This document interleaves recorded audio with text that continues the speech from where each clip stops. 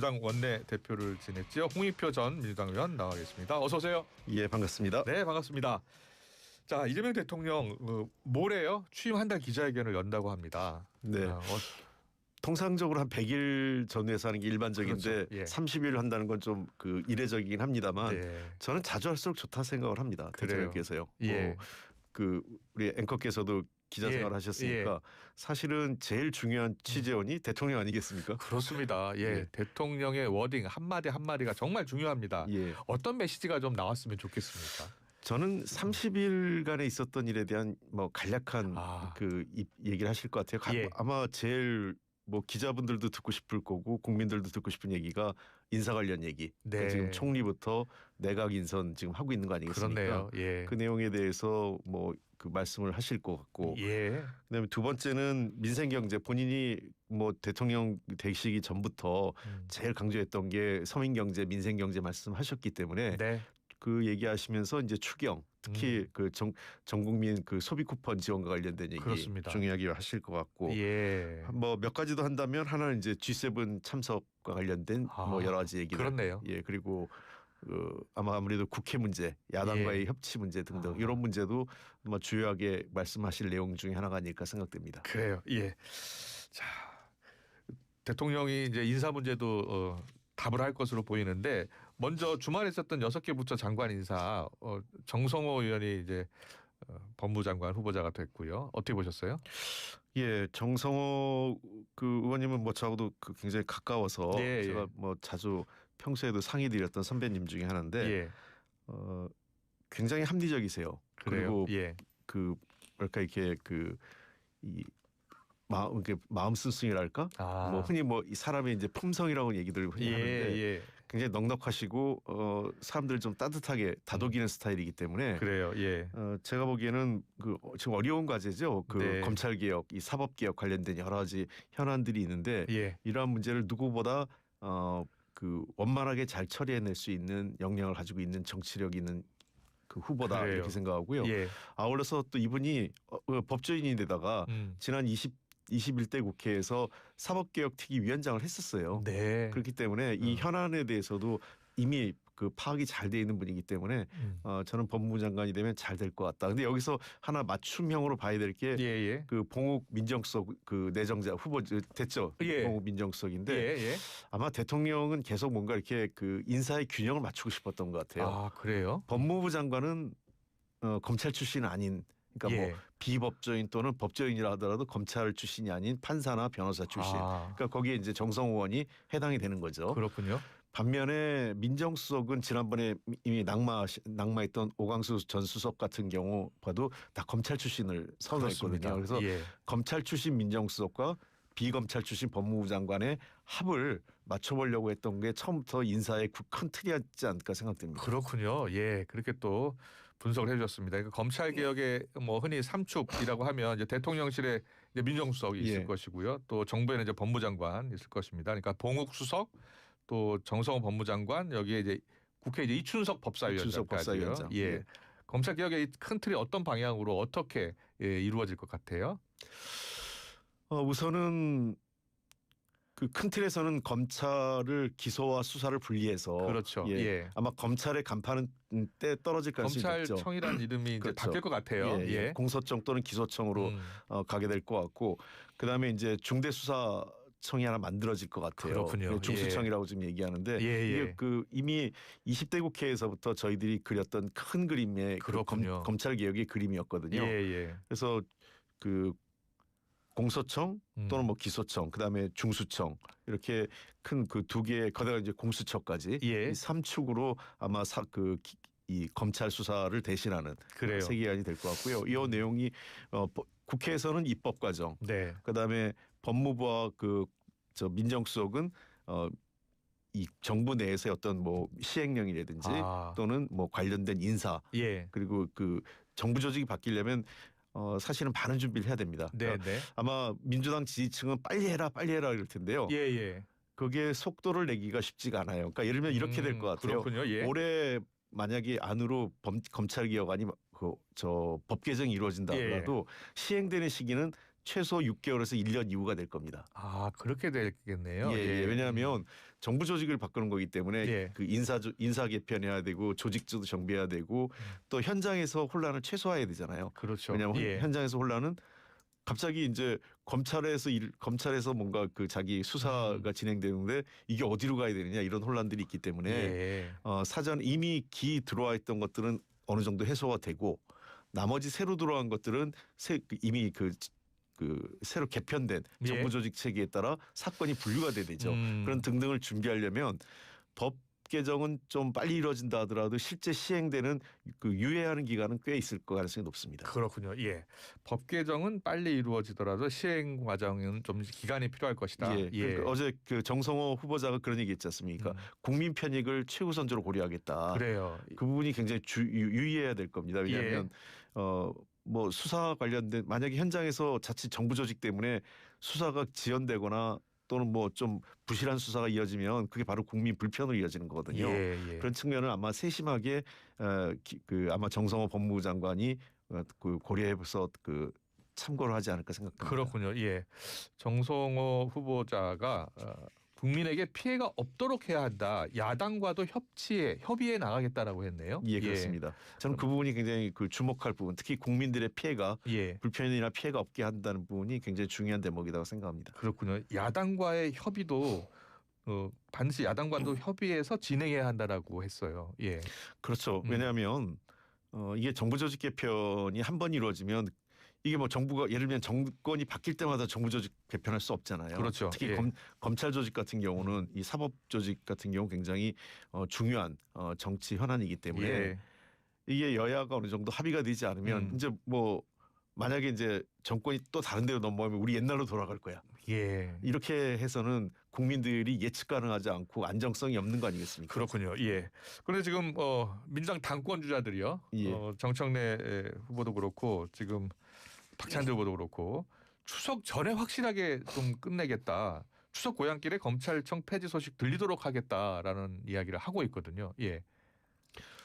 그러니까 저는 아까 제가 말씀드렸잖아요. 그러니까 법안은 빨리 처리될 가능성도 있어요. 그래요. 그러나 법안이 빨리 처리된다 하더라도 실제 시행 시기는 꽤 걸릴 거다 이렇게 생각하는 거고요. 그다음에 두 번째는 그 추석이 10월 초순이가 막 그쯤인 걸 알고 있는데 만만치 않을 겁니다. 왜냐하면 그 법안 처리가 통상적으로 9월 달에 법안 소위가 잘 안 이루어져요. 그다음에 10월에는 정기국회 국정감사가 이루어지고 그래서 실제로 법안이 제일 많이 처리가 되는 건 11월 달입니다. 그렇군요. 그래서 저는 아마 이제 당 대표 이제 그 당권 주자들이니까 좀 더 지지자들한테 명확한 메시지를 주기 위해서 그렇게 하는 것 같은데 저는 뭐 그 대체로 이번 정기국회 그러니까 그 금년 내로 합의 처리돼서 충분히 국민들에게 그 과정을 설명드리고 내용이 숙지되는 것이 좀 중요하다고 생각합니다. 그래요, 알겠습니다. 정성호 의원 지금 후보자가 된 다음에 이 근육질 팔뚝 사진이 지금 공개가 되어서 화제더라고요. 뭐 원래 대학교 다닐 때 역도를 좀 하셨죠? 예, 역도부 서울대 역도부 그 출신이고요. 뭐 원래 몸이 진짜 좋아요. 제가 그 목욕탕에서 만날 때도 있고 한데 몸이 좋은데 최근에 자기 말로는 요즘은 뭐 한 몇 년간 운동을 못해가지고 좀 빠졌다고 그러는데 그래요? 굉장히 그 몸이 좋으신 편입니다. 운동도 열심히 하고. 잘 들었습니다. 김민석 총리 후보자 이야기 좀 해볼게요. 김민석 총리 후보자 이제 국회 인준안만 남아 있잖아요. 그런데 계속 국민의힘이 지금 반대하고 있고 또 사퇴 요구하고 있고 또 어제는 국민청문회를 열었어요. 어떻게 보셨어요? 글쎄요. 저는 좀 그 국민의힘이 전략이 좀 부재하다 한 거 아니냐 이런 생각이 들어요. 그래요. 왜냐하면 청문회 때 제가 보기엔 잘 못했어요. 청문회 때 잘 못했다는 얘기는 그 국민들이 보기에는 뭐 어느 정도 이해가 되는 부분도 있고 뭐 조금 뭐 국민 눈높이에 맞지 않는 부분도 있지만 기본적으로 그 김민석 후보자가 재산이 상대적으로 너무 적었던 거죠. 그러다 보니까 그 저도 이제 다른 방송에서 그런 얘기했지만 이분이 자기의 재산을 좀 늘리거나 사적인 이익을 추구하면서 이러저런 그 돈을 받거나 이런 분은 아니었다라는 것이 어느 정도는 국민들한테 이해는 된 것 같습니다. 그리고 그 돈이 그 그 경조사나 예. 또는 그 정치인들 출판 기념회 할 때 일정 정도 수익이 들어오는 건 다 알고 있었던 내용이고 예. 그런 것들을 지금까지 세무신고 과세당국에 세무신고한 사람은 아무도 없어요. 아무도 없는데 그거를 왜 안 했냐고 따지는 거는 사실은 앞뒤가 안 맞는 얘기죠. 예. 그러니까 당장 현재 국민의힘의 정치인들 중에서 상당수가 출판 기념회를 했고 그걸 세무신고를 안 한 사람들도 많은데요. 예.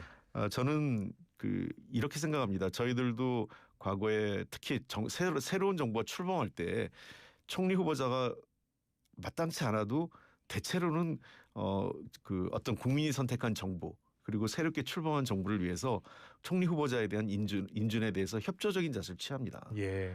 그러니까 왜 우리가 한덕수 후보자 때도 불만이 없었겠어요. 특히 그 부인의 미술 전시회 등등과 해서 굉장히 훨씬 더 규모가 큰 금액에 대한 불확실성이 있었는데 어쨌든 국민이 선택한 당시 윤석열 정부 출범하는 거고 한덕수 후보자를 그래도 그 문제는 있지만 해주는 게 맞다 이런 판단을 했거든요. 예. 저는 일단은 협조해 줄 건 협조해 주고 그다음에 비판할 건 비판해야 되는데 이미 그 여론조사 해보면 조금 더 높게 나와요.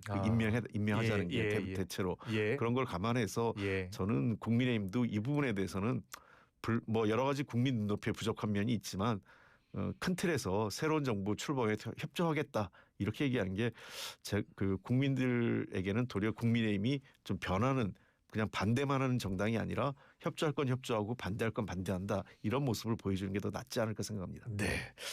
그 여야가 지금 뭐 첨예하게 맞서는 사안 가운데는 이제 김문석 총리 후보자 인준도 있습니다만 추가 경정 예산안 처리도 있어요. 지금 추경 예산에 지금 30조 5천억 정도로 편성이 됐는데 국민의힘은 이거 퍼주기 아니냐 포퓰리즘 아니냐라고 반대를 하고 있습니다. 어떻게 보세요?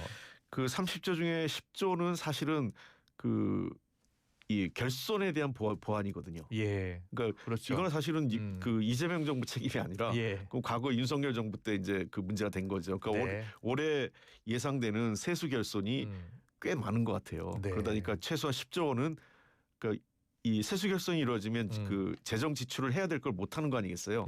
그러면은 그 사실상 긴축 재정이 되는 거고 또 가야 될 때 돈이 안 쓰면 그 부분에 대해서는 상당한 또 문제가 생기는 거죠. 써야 되기로 했던 거니까. 그런 부분에서 저는 세수 결손 하는데 10조, 그러니까 나머지 한 20조가 소비 쿠폰 등으로 지급되는 건데 저는 뭐 이런 방식이 계속 반복적으로 쓰여지는 거는 바람직하지 않다고 생각합니다만 지금 많은 자영업자나 소상공인들이 코로나 때보다 더 힘들다 이런 얘기를 해요. 그래요. 그렇기 때문에 지금 한 번 정도는 소비 쿠폰 등을 활용해서 내수시장 그 침체된 현실의 그 바닥 경제를 좀 살리는 게 필요하고 이런 부분은 사실은 김문수 후보도 후보 시절에 이렇게 얘기를 했었어요. 그런 측면에서 뭐 방식에 대해서는 조금 더 뭐 예를 들면 야당이 더 좀 건설적인 제안 또는 뭐 좋은 어떤 방안을 제시한다면 정부가 안 받을 이유는 없다고 보고요. 큰 틀에서 어쨌든 소비 쿠폰을 지급해서 국민들이 그 소비 시장을 좀 활성화시킨다는 방향에서는 같이 방안을 지혜를 모았으면 좋겠습니다. 네. 오늘 아침에 주요 뉴스 가운데 하나가 이제 상법 개정안 관련해서요.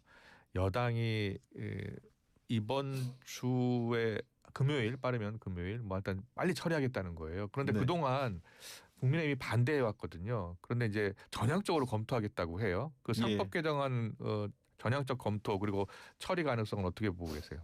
상법 개정안은 사실상 처리가 돼야 될 법이었어요. 왜냐하면 우리나라 같은 경우는 그 경제는 성장하고 여러 가지 기업도 성장했는데 주가는 그 상대적으로 다른 국가들에 비해서 계속 그 주가 지수는 떨어져 있었죠. 예를 들면 2000년 기준으로 해서 우리 코스피하고 미국의 주식 그 경제하고 수준을 비교해 보면 큰 차이가 납니다. 그렇습니다. 그게 가장 큰 이유가 흔히 얘기한 오너 리스크라고 얘기하지 않습니까? 오너 리스크가 뭐냐면 기업들이 상속 같은 게 이루어질 때 일종의 편법을 하기 위해서 분할 합병 등 이거를 좀 편법을 했죠. 그러니까 알짜 기업을 분할해내면 이 기존 기업은 껍데기만 남게 되지 않습니까? 그래요. 그렇게 되면서 주가가 하락하거나 또는 오르지 않는 구조가 반복됐기 때문에 이번 기회에 그런 것들을 좀 방지해서 한국의 주가가 제대로 된 평가를 받을 수 있도록 시장의 신뢰를 회복하기 위해서 상법을 바꾼다는 것은 뭐 반대할 이유가 없고 네. 국민의힘도 아마 흔히 동학개미라고 그래서 이런 많은 개인 투자자들의 어떤 요구가 있기 때문에 이것을 거부하기 어려울 겁니다. 네.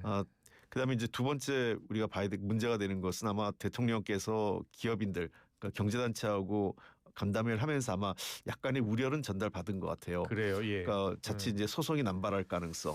그렇죠. 그리고 이게 이제 또 부작용도 분명히 있긴 있어요. 왜 그러냐면 주주의 이익을 대변해야 된다 그러면 이제 기업들의 특히 CEO들이 뭐에 중점을 두냐면 주가에만 관심을 갖게 되면 네.